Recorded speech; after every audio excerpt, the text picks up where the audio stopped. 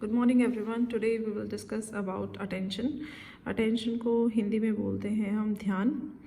ध्यान जो है उसका मतलब होता है किसी विचार या वस्तु को मस्तिष्क के सम्मुख स्पष्ट रूप से लाने की जटिल प्रक्रिया ही ध्यान है। ध्यान की बहुत सारी डेफिनेशंस हैं, जिसमें से एक है ध्यान केवल उस चेष्टा या इच्छा को कहते हैं जिसका प्रभाव ज्ञान प्रक्रिया पर पड़ता है। ध्यान की बहुत सारी विशेषताएं हैं। पहला है कि चेतना को केंद्रित करना, मतलब हमारे वातावरण में बहुत सारी चीज़ें होती हैं, इन सभी चीज़ों को हम देखते तो हैं, देखने के बाद उन पर हम अपनी चेतना को, जो कॉन्शियसनेस है, उसको कंसंट्रेट यूजुअली नहीं करते हैं, क्योंकि हम एक समय पर एक ही वस्तु पर ध्यान को केंद्रित कर सकते हैं। तो आसपास की सभी वस्तुओं की उपस्थिति का व्यक्ति को ज्ञान तो रहता है, लेकिन सभी के बारे में वह ज़्यादा सचेत नहीं होता है। तो जब एक चीज़ पे हम कॉन्सेंट्रेट करते हैं तो उसको बोलते हैं अटेंशन। दूसरा है सिलेक्टिविटी। ध्यान जो है वो केवल चुनी हुई क्रिया पर ही लगाते हैं हम।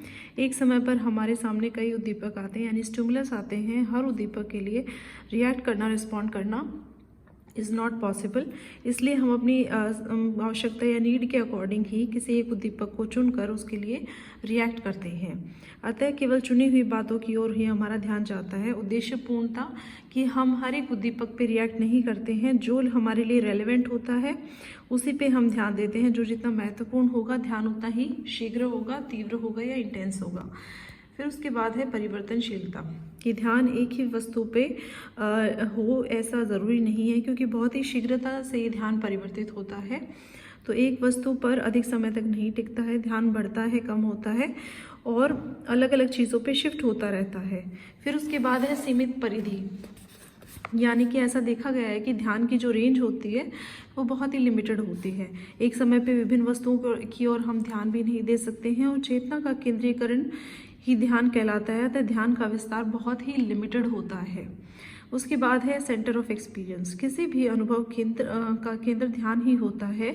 जिस वस्तु की ओर हमारा ध्यान होता है वही हमारे चेतना में स्पष्ट रूप से, यानी क्लियरली धारण होती है। जिन वस्तुओं के हम ध्यान ही नहीं देंगे, उन चीज़ों को हमारी जो चेतना है, कॉन्शियसनेस में एक क्लैरिटी नहीं रहती है, उनके लिए अस्पष्टता रहती है। उसके बाद है मोटर एडजस्टमेंट। जिस वस्तु पर हमारा ध्यान केंद्रित होता है उसके प्रति हमारी जो इंद्रियां हैं, यानी कि जो हमारे सेंसिटिव ऑर्गन्स होते हैं, जैसे कि हमारी ज्ञानेंद्रियां होती हैं, आइज़, नोज़ और आँख, नाक, गर्दन की बैठने की स्थिति भी हमारी जो होती है भाषणकर्ता की ओर एडजस्ट हो जाती है, यानी कि समायोजन कर लेते हैं हम। मानसिक क्रिया के तत्व, ये ध्यान को एक मानसिक प्रक्रिया ही माना जाता है। इस मानसिक प्रक्रिया में हमारे तीनों तत्व जो हैं, ज्ञानात्मक, कॉग्निटिव, अफेक्टिव, कोनेटिव जो होते हैं, ये सारे शामिल होते हैं। ध्यान देते समय हमारा मन किसी चीज़ का ज्ञान प्राप्त करता है, उसका अनुभव ग्रहण करता है और इसके परिणाम स्वरूप कुछ रिएक्शन भी करने की इच्छा रखता है, यानी कि हम रिएक्ट भी करते हैं। उसके बाद है प्रयास का समावेश, यानी कि एफर्ट्स होते हैं हमारे ध्यान देने में। ध्यान देने में शारीरिक और मानसिक दोनों शक्तियाँ लगती हैं। ध्यान में हम ये नहीं बोल सकते कि बैठे बैठे हम ऐसे ही ध्यान लगा लेते हैं, क्योंकि थकान होने पर ये प्रयास कम होने लगते हैं और ध्यान में अंत में ध्यान भी समाप्त हो जाता है।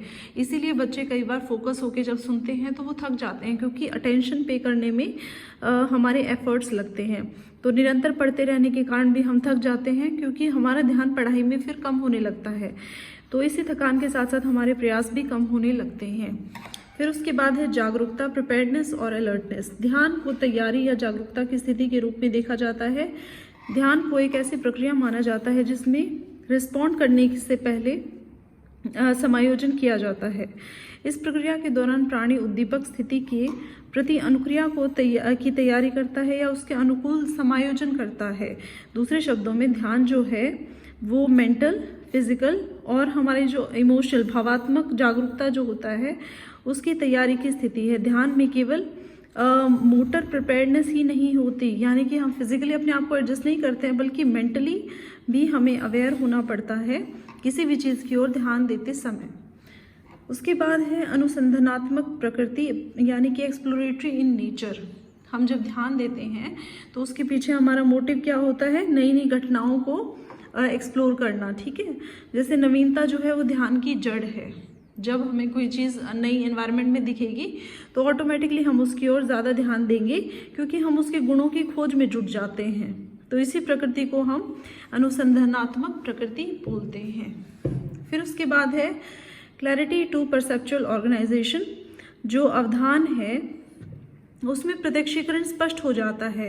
अवधान की उपस्थिति में प्रत्यक्षीकरण से संबंधित संगठन ज़्यादा स्पष्ट होता है, यानी कि परसेप्शन में अटेंशन से ज़्यादा क्लैरिटी आती है कि जो भी हम चीज़ देख रहे हैं अगर हम उसको ध्यानपूर्वक देखेंगे तो ऑटोमेटिकली हमारा जो है फोकस जो परसेप्शन है वो और ज़्यादा मीनिंगफुल होगा।